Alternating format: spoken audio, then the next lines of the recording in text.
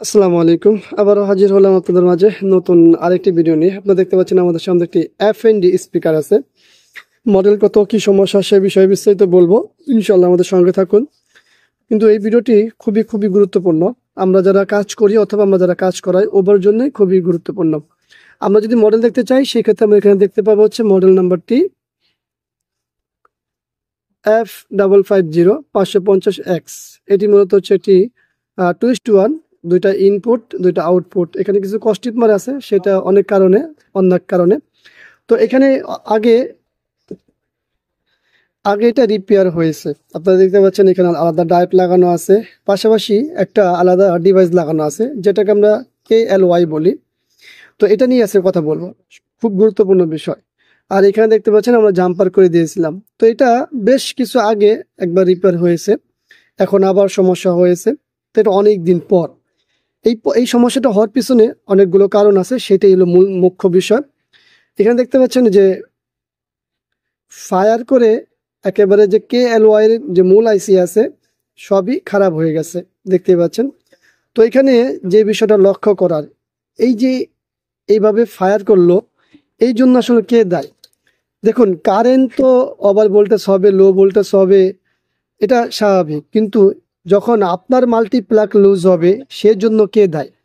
Multiplug loose হলে অবশ্যই আপনি দায়ী। এটা প্রথম যখন আমার কাছে আসলে পাওয়ার সমস্যায় শুনি, এইটা যখন লাগাইনি ফার্স্ট টাইম যখন আসলে, তখনও তাকে জিজ্ঞেস করা হয়েছিল যে আপনার এই জায়গায় যে সমস্যা হয়েছে পাওয়ারের, আমরা দেখেছিলাম এই বোর্ডটিও পুড়েছিল। দেখুন, এই যে দেখতে পাচ্ছেন, এখান থেকে আমি পরে এগুলো ডিসকানেক্ট করেছি। তো তখন আমি বলেছিলাম যে সম্ভবত আপনার মাল্টিপ্লাগের লুজ আছে, সে স্বীকারও করেছিল।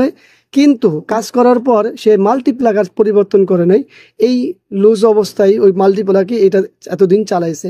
তো এটাও কিন্তু সেই মাল্টিপ্লাগ লুজের কারণে ফায়ার করতে করতে করতে একটা সময় এই অবস্থা হয়েছে।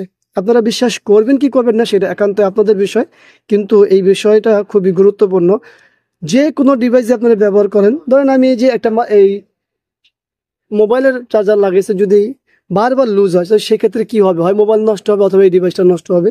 তো মাল্টিপ্লাগ লুজ হলে এনি ডিভাইস, সেটা স্পিকার হোক, মনিটর হোক বা আদার্স যে কোনো জিনিস হোক, সেটা খারাপ হবে। তো যাই হোক, আশা করি ভিডিওটা আপনাদের ভালো লাগবে। আমরা এই KLYটি পরিবর্তন করব, নতুন করে দেখবো যে আমাদের কাজ হয়েছে কিনা। এই ধরনের সমস্যা হলে সাধারণত আমাদের এই যে ডায়েটগুলো আছে সেগুলো খারাপ হওয়ার সম্ভাবনা থাকে। তবে এটা ডায়েট খারাপ হয়েছে কিনা সেটা এই মুহূর্তে বলতে পারছি না, এটা মেপে দেখতে হবে, KLYগুলো খুলতে হবে এরপরে। তো সঙ্গে থাকুন, দেখি আমরা পরিবর্তন করে দেখি কি হয়।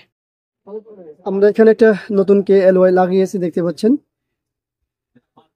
তো আমরা এখন পাওয়ার দিব, আর অবশ্যই পাওয়ারটা দেওয়ার সময় আমরা এখানে যে সুইচটি আছে সেটা বন্ধ রাখবো, আর সিরিজে আমরা পাওয়ার দেব। কখনোই এই কাজ করার পরে ডাইরেক্ট পাওয়ার দিব না, আমরা সবসময় নিষেধ করি আপনাদেরকে, এইটা মাথায় রাখবেন।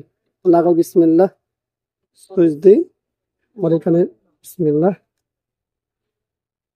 পাওয়ার কি আসছে দেখি, হ্যাঁ পাওয়ার চলে আসছে। অন করেই অন পাওয়ার চলে আসছে।